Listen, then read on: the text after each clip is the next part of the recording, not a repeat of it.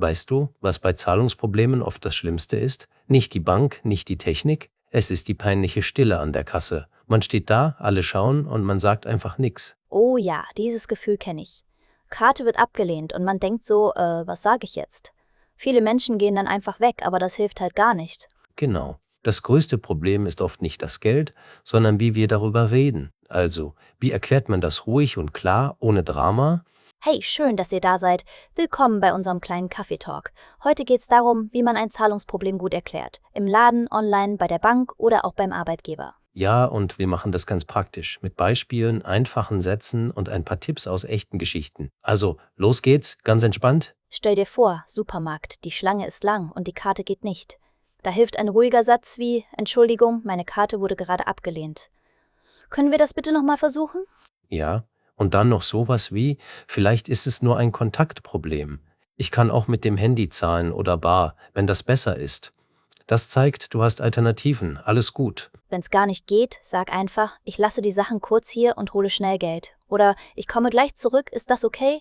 Und frag nach einem Beleg, also einem Zettel, der zeigt, was passiert ist. Online ist es ein bisschen anders. Sagen wir, du wurdest doppelt abgebucht. Dann schreibst du dem Shop eine kurze E-Mail. Guten Tag, ich habe eine doppelte Abbuchung für dieselbe Bestellung. Können Sie das bitte prüfen und eine Erstattung veranlassen? Wichtig sind klare Infos, Datum, Uhrzeit, Betrag, Zahlart. Zum Beispiel, die Zahlung war am 3. Mai gegen 12 Uhr, Betrag ungefähr 49 Euro, bezahlt mit Karte.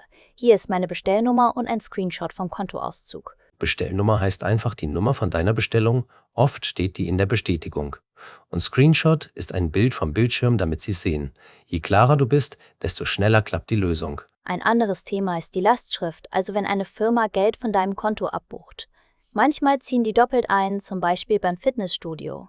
Dann ruf bei deiner Bank an und sag, ich habe eine doppelte Lastschrift, ich hätte gern eine Rückbuchung. Genau, eine Rückbuchung heißt, das Geld kommt zurück. Du kannst sagen, diese Lastschrift ist nicht korrekt. Bitte buchen Sie den Betrag zurück. Meist geht es einige Wochen, also warte nicht ewig. Apropos Bank, ich habe neulich eine krasse Geschichte gehört. Eine Frau war bei einer Beratung und der Berater hat fast nur mit ihrem Mann geredet, obwohl sie die Fragen gestellt hat. Das ist so respektlos, echt. Boah, ja, geht gar nicht. Wenn sowas passiert, sag freundlich, aber klar, ich stelle die Fragen. Bitte sprechen Sie mit uns beiden. Und wenn's blöd bleibt, du darfst auch sagen, ich möchte gerne eine andere Beratungsperson. Noch ein Klassiker, Gehalt stimmt nicht, weniger Geld als gedacht. Manchmal liegt's an Steuern oder an einer Änderung bei den Abzügen, aber manchmal ist es einfach ein Fehler. Schreibt der Lohnbuchhaltung, mir fehlen ungefähr 100 Euro im Nettolohn, können Sie das bitte prüfen? Ich mag bei Problemen die 5-Fragen-Idee, was ist passiert? Für den Anruf kannst du sagen, guten Tag, ich habe ein Problem mit einer Zahlung. Am 3. Mai gegen 14:30 Uhr im Supermarkt Müller wurde meine Karte belastet, aber ich habe keine Ware bekommen. Können Sie das bitte nachschauen? Und in einer E-Mail klingt das so betreff Zahlungsproblem, doppelte Abbuchung. Dann, ich wurde am 3. Mai doppelt belastet, Betrag 49 Euro. Im Anhang finden Sie den Beleg und einen Screenshot. Vielen Dank für Ihre Hilfe.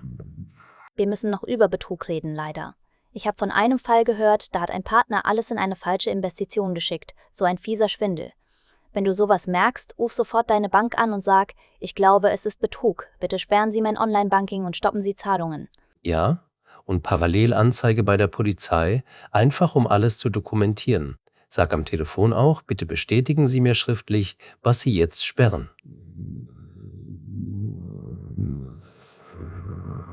Jede Minute zählt, also lieber einmal zu früh als zu spät. Manchmal versucht eine Bank bei so einem Termin dann gleich noch was zu verkaufen, so teure aktive Fonds.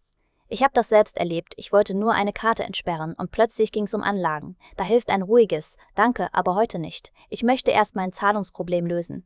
Genau, Fokus halten. Und wenn du unsicher bist, frag, welche Gebühren fallen an und wie hoch sind die pro Jahr?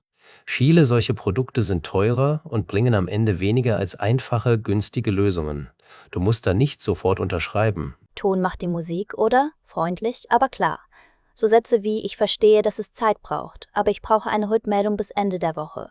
Können Sie mir bitte heute noch eine kurze Bestätigung schicken? Gefühle sind normal, echt. Man schämt sich, wird rot, denkt, man ist schuld. Aber hey, Zahlungen sind Technik, da geht oft was schief, das bist nicht du. Üb den Satz vorher mal laut, das hilft richtig. Praktischer Tipp, schreib dir eine Mini-Checkliste. 1. Was ist passiert? 2. Wann und wo? 3. Betrag. 4. Belege. Und dann noch, was will ich jetzt? Erstattung, Rückbuchung, Bestätigung, fertig. Auch wichtig, prüfe die Kontodaten bei Überweisungen. Wenn die Miete nicht ankommt, sagt dem Vermieter, ich habe am 1. überwiesen, können Sie bitte prüfen, ob die Bankverbindung korrekt ist? Ich sende Ihnen gern den Beleg. Und hol dir immer eine Bestätigung. Frag nach einer Bearbeitungsnummer oder einer kurzen E-Mail. Vielen Dank, bitte senden Sie mir eine schriftliche Bestätigung der Rückerstattung. So hast du später einen Beweis. Noch was Menschliches. Man muss nicht immer super professionell klingen. Echt nicht. Du bist Kunde, du darfst nervös sein. Wichtig ist, dass die Infos stimmen. Atme kurz, sprich langsam und bleib bei den Fakten.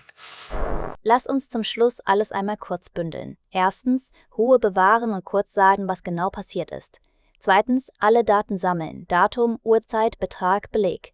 Drittens, freundlich, aber deutlich um Lösung bitten und eine Frist nennen. Viertens, Bestätigung sichern. Wenn euch diese Folge geholfen hat, na ja, dann macht uns doch kurz eine Freude. Gebt gerne ein Like und abonniert unseren Kanal, dann verpasst ihr die nächsten Tipps nicht. Wir reden hier oft über solche Alltagssachen, ganz ohne Stress. Ja, genau. Und wenn ihr eine eigene Geschichte habt, schreibt sie uns. Vielleicht hilft sie jemand anderem auch.